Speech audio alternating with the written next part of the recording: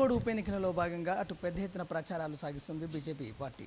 అలాగే పెద్ద ఎత్తున కూడా అటు రాష్ట్ర మంత్రులు కూడా విభేదిస్తూ ఇటు టీఆర్ఎస్ పార్టీ యొక్క తీరును ఎండగడుతూ ప్రచారంలో జోరుగా ముందుకెళ్తున్నారు బీజేపీ కార్యకర్తలు. అలాగే ఈరోజు హుజురాబాద్ ఎమ్మెల్యే ఈటెల రాజేందర్ గారి సతీమణి ఈటెల జమున గారు మనతో ఉన్నారు. మరిన్ని విషయాలు అడుగుతారు. నమస్కారం మేడం. నమస్కారం మేడం, ఎట్లుంది పరిస్థితి? ప్రజల నుండి స్పందన ఎలా వస్తుంది? ఇప్పుడు ప్రజల అంటే నేను దాదాపు ఒక 15 డేస్ నుంచి ప్రచారం చేస్తున్నా. ఎక్కడికి వెళ్ళినా కూడా ఏంటంటే ప్రభుత్వం మీద చాలా వ్యతిరేకత ఉంది. ఇక్కడ చండూరులోనేమో వాటర్ లేవని, ఫ్లోరైడ్ వాటర్ ఉందని, ఇప్పుడు అంటే తెలంగాణ మొత్తం కూడా ఇదే పరిస్థితి ఉంది, వ్యతిరేకతనే. కానీ ఇప్పుడు ఇక్కడ బై ఎలక్షన్లు వచ్చినాయి కాబట్టి మేము డోర్ టు డోర్ తిరిగేటప్పుడు ముఖ్యంగా మహిళలు ఏమని అడుగుతున్నారంటే మాకు డబల్ బెడ్రూములు రాలేదని, మామూలుగా దళిత వాడలకి వెళ్ళగానేమో మాకు 3 ఎకరాల భూమి ఇవ్వలేదని, యువకులేమో మాకు ఉద్యోగాలు రాలేదు, రాకున్నా కూడా 3016 రూపాయలు ఇస్తా అన్నారు, అవి ఇప్పటి వరకు కూడా ఇవ్వలేదు, మేము టీఆర్ఎస్ ప్రభుత్వానికి ఎందుకు ఓటేయాలని అడుగుతున్నారు. కాబట్టి ఇంత వ్యతిరేకత ఉంది కాబట్టి ఇవన్నీ ఏం పనులు చేయలేదు కాబట్టి ఇవాళ రాజగోపాల్ రెడ్డి గారు రాజీనామా చేసిండ్రు. కాబట్టి మళ్ళీ ఆయననే మేము గెలిపించుకుంటాం, ఆయననే గెలిపించి మళ్ళీ అసెంబ్లీకి పంపిస్తామని చెప్తున్నారు ఇవాళ మొత్తం కూడా మునుగోడు కాన్స్టిట్యున్సీ ప్రజలందరూ కూడా. ఎటకేలకు గత నెల రోజుల నుండి ఈటెల రాజేందర్ గారు మీరు కూడా ఇటు మునుగోడు ఎన్నికల ప్రచారంలో జోరుగా సార్, మీరు ఇంటింటికి తిరిగినప్పుడు ప్రజల నుండి ఎలా స్పందన వస్తుంది? వారు ఏమంటున్నారు? వాళ్ళు ఒకటే మాట చెప్తున్నారు, ఎందుకంటే గవర్నమెంట్ వాళ్ళ చేతులు ఉంది. ఈ గవర్నమెంట్ని అంతా యూజ్ చేసుకొని ఎన్ని డబ్బులు ఇచ్చినా కూడా తులం బంగారం ఇస్తాడంటే అమ్మ మరి ఎవరికి వేస్తారు ఓటు అని చెప్తే తులం బంగారం ఇచ్చినా కూడా తీసుకుంటాం, కానీ ఓటు మాత్రం రాజగోపాల్ రెడ్డికి వేస్తాం. మేము ఇప్పుడు న్యాయాన్ని ధర్మాన్ని కాపాడుతాం అని చెప్పి రాజగోపాల్ రెడ్డి గారికే ఓటేస్తామంటున్నారు. ప్రతి ఒక్కరు కూడా అదే మాట అడుగుతున్నారు. అంటే ఇప్పుడు వాళ్ళు ఏవైతే వాగ్దానాలు చేసిరో ఇప్పుడు 8 సంవత్సరాలు అవుతుంది, ఇప్పటి వరకు డబల్ బెడ్రూమ్లు కట్టియలేదు. ఇప్పుడు ఇక్కడ ఎలక్షన్లు రాగానే మీకు డబల్ బెడ్రూమ్లు ఇస్తా అని చెప్తున్నారు. అవి ఒక్క ఓట్ల కోసం మాత్రమే ఇట్లా చేస్తున్నారు. అవన్నీ మేము ఇప్పుడు నమ్మము ఆ మాటలు. కాబట్టి ఆ బంగారం ఇస్తానా పైసలు ఇస్తానా కూడా డబ్బులు అయితే తీసుకుంటాం, కానీ ఓటు మాత్రం పువ్వు గుర్తుకు ఓటేస్తామని చెప్తున్నారు. ఒకవైపు బీజేపీ శ్రేణులు ధర్మానికి అధర్మానికి మధ్య జరుగుతున్న ఎన్నికలు అంటున్నారు. మరోవైపు టీఆర్ఎస్ కార్యకర్తలేమో రాజగోపాల్ రెడ్డి తెచ్చుకున్నటువంటి 22,000 కోట్ల రూపాయల కోసం వారి అవసరం కోసం స్వార్థం కోసం చేస్తున్న ఎన్నికలు అంటున్నారు. దీనికి మీరు ఏ విధంగా ఖండిస్తారు? ఇప్పుడు టీఆర్ఎస్ వాళ్ళు చెప్తున్నారండి, నిజంగానే 18,000 కోట్లు వాళ్ళ ఇంట్లో సంచిలో మూటగట్టి పైసలు ఇయ్యరు వాళ్ళు. ఇప్పుడు వీళ్ళు ఎవరైతే కాంట్రాక్ట్ చేస్తున్నారు కదా టీఆర్ఎస్ వాళ్ళు కూడా కాళేశ్వరం ప్రాజెక్టులు కట్టిర్రు, అట్లంటే ఎన్ని లక్షల కోట్లు సంపాదించుకురు వాళ్ళు. అది బిజినెస్ వాళ్ళది. ఆ బిజినెస్ అంటే మళ్ళీ వాళ్ళకి టెండర్ వేసిరు కాబట్టి ఇది పార్టీలకు రాకముందు నుంచి ఉన్నటువంటి వాళ్ళు బిజినెస్లో అట్లా వచ్చినాయి వాళ్ళకి. కానీ ఇవి బీజేపీలో జాయిన్ అయితేనే 18,000 కోట్లు ఇచ్చిర్రు అనేది కాదు, అది తప్పు. ఆ తప్పుడు ప్రచారం చేస్తున్నారు వీళ్ళు. అట్లాంటి వీళ్ళ దగ్గర ఎన్ని లక్షల వేల కోట్లు సంపాదించారు, ఇన్ని ప్రాజెక్టులు కట్టిరు కదా తెలంగాణలో. మరి అట్లా సంపాదించాలంటే మరి రాజగోపాల్ రెడ్డి గారు కూడా ఇప్పుడు ఫస్ట్ నుంచి అంటే ఏ పార్టీ కాంగ్రెస్ పార్టీలో ఉన్నాడు అంతకుముందు, అప్పుడు కూడా వాళ్ళు బిజినెస్ చేసేది, ఇప్పుడు కూడా అదే బిజినెస్ చేస్తున్నారు వాళ్ళు. కాకపోతే వీళ్ళు ఈ పార్టీలో జాయిన్ కావాలని కూడా లేదు. ఇప్పుడు వాళ్ళకి ఎట్లాగిస్తారు ఆ వర్క్స్? వాళ్ళు అంటే వాళ్ళు చేసేదే బిజినెస్ అది. కాబట్టి వీళ్ళు ఏంటంటే జనాలకు తీసుకెళ్ళి 18,000 కోట్లు వచ్చినాయి, 18,000 కోట్ల రూపాయలు వచ్చినాయి అని చెప్తున్నారు. మరి అది చదువుకున్న వాళ్ళు చెప్తురా, చదువుకున్న వాళ్ళు చెప్తురా, అసలు మంత్రులు కూడా చెప్తున్నారు. అంటే అవగాహన ఉండి చెప్తురా లేక చెప్తురా కూడా అర్థమైతలేదు. అది కూడా ఇవాళ ప్రజలకు కూడా అర్థమైపోయింది. 18,000 కోట్లు రూపాయలు ఇయర్ వాళ్ళకి 18,000 కోట్ల వర్క్ ఇచ్చిండ్రు. అది కూడా ఇప్పుడు కాదు, అది దాదాపు ఇంకా 1 ఇయర్ కావచ్చు, 2 ఇయర్స్ కావచ్చు ఆ వర్క్ స్టార్ట్ అవుతందుకు.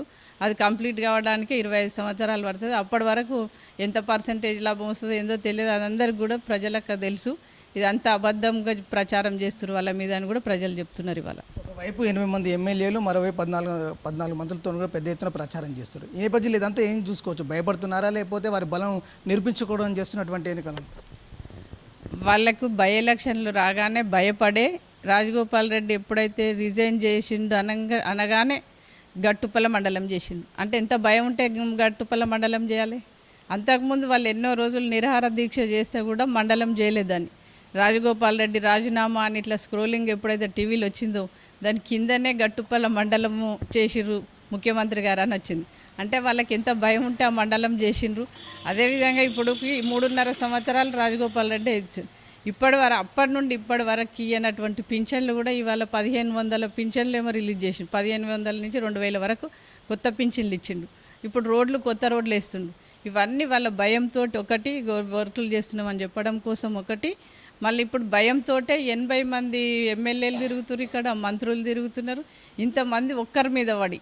అంటే వాళ్ళు నిజంగానే ఏవైతే పనులు చేస్తామని చెప్పినవి ఉన్నాయో ఆ పనులన్నీ చేస్తే ఇంతమంది అవసరం లేదు కదా. అవన్నీ ఏం చేయలేదు కాబట్టే చెప్పుకోలేక 10 మందికి ఒక మంత్రిని పెట్టిండు, 100 మందికి ఒక ఎమ్మెల్యేని పెట్టి ఇవాళ ప్రచారం చేస్తున్నారు. కానీ ప్రజలందరూ కూడా ఏమంటారు అంటే ఈ ఓట్ల కోసమే తిరుగుతున్నారు వాళ్ళు. రేపు ఈ ఎలక్షన్స్ అయిపోయినాక ఒక్కరు కూడా కనిపించారు మాకు. మళ్ళీ కనిపించేది రాజగోపాల్ రెడ్డి గారే, మంచికి చెడుకు. మొన్న కరోనా వచ్చినప్పుడు ఆయననే కిట్ ఇచ్చిండు, ఒక నెల రోజులకు సరిపోయేంత సరుకులు పంపించిండు. ఆయనకే ఓటేస్తాం కానీ వీళ్ళు ఎవ్వరు కనిపించే మనుషులు కాదు అని చెప్తున్నారు పబ్లిక్ అంతా. ఎట్టకేలకు గతంలో కూడా ఉప ఎన్నిక ద్వారా ఈటెల రాజేందర్ గారు పోటీ చేశారు. ఈ నేపథ్యంలో అక్కడికి ఇక్కడికి చూస్తే ఎలా ఉంది? అక్కడికి ఇక్కడికి వ్యత్యాసం ఉంటుంది. ఎందుకంటే అక్కడ ఉద్యమకారుడు అక్కడ. ఎందుకంటే కేసీఆర్ గారు ఎంత ఉద్యమం చేసిండో అంతకంటే ఎక్కువ ఉద్యమం చేసినటువంటి వ్యక్తి ఈటెల రాజేందర్ గారు. ఈటెల రాజేందర్ గారిని అనుకోకుండా వీళ్ళే కావాలని బయటికి పంపించారు కాబట్టి అక్కడ ఉన్నటువంటి ప్రజలందరికీ ఇంత ఉద్యమం చేసినటువంటి నాయకునికి ఇంత అన్యాయం జరిగింది, ఆ కసి ఎట్లా తీర్చుకోవాలి కాబట్టి ఓటు వేయాలి అని చెప్పి అక్కడ వేసారు. ఇక్కడ ఏంటంటే ఇక్కడ మునుగోడు ప్రజలకి ఇప్పటికి గెలిచినాక కూడా ఏమి ఇవ్వలేదు, నిధులు ఇవ్వలేదు, రోడ్లు వేయలేదు, ఒక పింఛన్ ఇవ్వలేదు, ఏవి ఇవ్వనందుకు రాజీనామా చేసిండు కాబట్టి మన కోసం రాజీనామా చేసిండు కాబట్టి మనం రాజగోపాల్ రెడ్డిని గెలిపించుకోవాలని ఇక్కడ ప్రజలు ఉన్నారు. ఎట్టకేలకు నిన్న జరిగినటువంటి సభలో కూడా సీఎం కేసీఆర్ అంటారు వాళ్ళకి ప్రతిపక్షంలో ఉన్న వాళ్ళకి ఓటేస్తే మాత్రం అది ప్రతిపక్షంలో ఉండాల్సిందే తప్ప వారి అభివృద్ధికి ఎటువంటి ఆస్కారం ఉండదని చెప్పారు. ఇప్పుడు అదే అడుగుతున్నారు ప్రజలు కూడా. ప్రతిపక్షమైనా కూడా తెలంగాణ రాష్ట్రంలోనే ఉన్నాం కదా.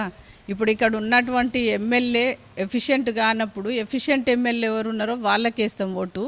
వాళ్ళకు కూడా నిధులు ఇచ్చి రోడ్లు వేయించాలి కదా, ఆయన బాధ్యత కదా. ఇప్పుడు రాజీనామా చేయగానే నేను దత్తత తీసుకుంటాను వస్తుంది, ఇదంతా తెలంగాణ రాష్ట్రంలో లేదా? రాష్ట్రం మొత్తానికి ముఖ్యమంత్రి లేకపోతే వాళ్ళ 3 వాటికి ముఖ్యమంత్రి అని అడుగుతున్నారు. ఆ 3 అంటే సిరిసిల్ల, సిద్దిపేట, గజ్వేల్, ఆ 3 ప్రాంతాలకే ముఖ్యమంత్రి, మొత్తానికి ముఖ్యమంత్రి. అందరం కలిసి కొట్లాడి తెచ్చుకున్నటువంటి తెలంగాణలో ఆ 3 ప్రాంతాలే డెవలప్ అయినాయి. కానీ మా దగ్గర ఒక రోడ్డు లేదు, ఒక పింఛన్ లేదు, కనీసం ఫ్లోరైడ్ వాటర్ ఉంది. ఇక్కడ ఫ్లోరైడ్ వాటర్ నేను తీసేసి మంచి వాటర్ ఇస్తే ఇక్కడ కుర్చేసుకొని కూర్చొని నల్లాలు ఫిట్ చేస్తా, పైపులు వేస్తా అని చెప్పినటువంటి ముఖ్యమంత్రి ఇవాళ ఎక్కడ పోయింది ఆ ముఖ్యమంత్రి అని అడుగుతున్నారు. ఎట్టకేలకు తెలంగాణ ఉద్యమంలో కీలకంగా పోషించిన ఈటెల రాజేందర్ గారు, అలాగే ఈటెల జమున గారు కూడా పెద్ద ఎత్తున ప్రచారంలో ఉన్నారు ఉద్యమ కాలంలో. ఈ నేపథ్యంలో ఇప్పుడున్న గవర్నమెంట్కు సీఎం కేసీఆర్కి మీరు ఏం సవాల్ చేస్తారు? ఇప్పుడు ఉన్నటువంటి ముఖ్యమంత్రి గారికి ఏం చెప్తామంటే ఏవైతే వాగ్దానాలు చేసిండ్రో అవన్నీ నెరవేర్చి ఎక్కడైతే ఎలక్షన్లు ఉంటాయో, ఇప్పుడు మా దగ్గర దళిత బంధు అని పెట్టిండ్రు ఎలక్షన్లప్పుడు. ఆ దళిత బంధు అనేది అసలు మేనిఫెస్టోలోనే కూడా లేదు. ఎందుకంటే అక్కడ దళితులు ఉన్నారు, దళితుల ఓట్లు కావాలని దళిత బంధు పెట్టిండు. దళిత బంధు ఇవ్వడం చాలా సంతోషం. ఎందుకంటే దళితులకు అసలు ఒక గుంట భూమి కూడా ఉండదు. వాళ్ళకి 3 ఎకరాలు ఇస్తా అని చెప్పిర్రు భూమి. అసలు 3 ఎకరాలు ఇస్తే 60 లక్షలు అవుతుండే. ఇప్పుడు 60 లక్షలు ఇవ్వకున్నా సరే 10 లక్షలన్నీ ఇచ్చి కనీసం ఏమన్నా వెహికల్స్ కొనుక్కొని పెళ్ళిళ్ళు చేసుకోమని అట్లా 10 లక్షలు ఇవ్వడం చాలా సంతోషం. కానీ ఒక హుజురాబాదే కాకుండా తెలంగాణలో మొత్తం ఉన్నటువంటి దళితులకు ఇవ్వమని చెప్తున్నాం మేము ఈ సందర్భంగా కేసీఆర్ గారికి. అలాగే మన ఫామ్ హౌస్లో జరిగినటువంటి ఇన్సిడెంట్ చూస్తే అది బీజేపీ కొనడానికి ప్రయత్నం చేసిందని, వీటి గురించి మీరు ఏమంటారు? అవన్నీ చిల్లర రాజకీయాలండి, ఇవన్నీ చిల్లర. ఎందుకంటే బీజేపీ పార్టీ సెంట్రల్లో ఉన్నటువంటి పార్టీ. ఇక ముగ్గురు ఎమ్మెల్యేలను కొనుక్కుంటే ఇక్కడ ఏం లాభం ఉండదు. ఇప్పుడు ఆ 3 ఎమ్మెల్యేతో ఏం చేస్తారంటే వాళ్ళకి సెంట్రల్ గవర్నమెంట్లో గంతమంది గన్ని రాష్ట్రాలను పరిపాలిస్తున్నప్పుడు వాళ్ళకి తెలుసు కదా ఇదంతా కావాలని చేసినటువంటి డ్రామా వీళ్ళది. ఎటకేలకు ఈటెల జమున గారు మనతో అయితే ఉప ఎన్నికల ప్రచారంలో పాల్గొన్నారు. ఎటకేలకు బీజేపీ విజయం ఖాయం, కోమటిరెడ్డి గెలుపు తథ్యమని అంటున్నారు. కెమెరామెన్ మహేష్తో మహేష్ చండూర్.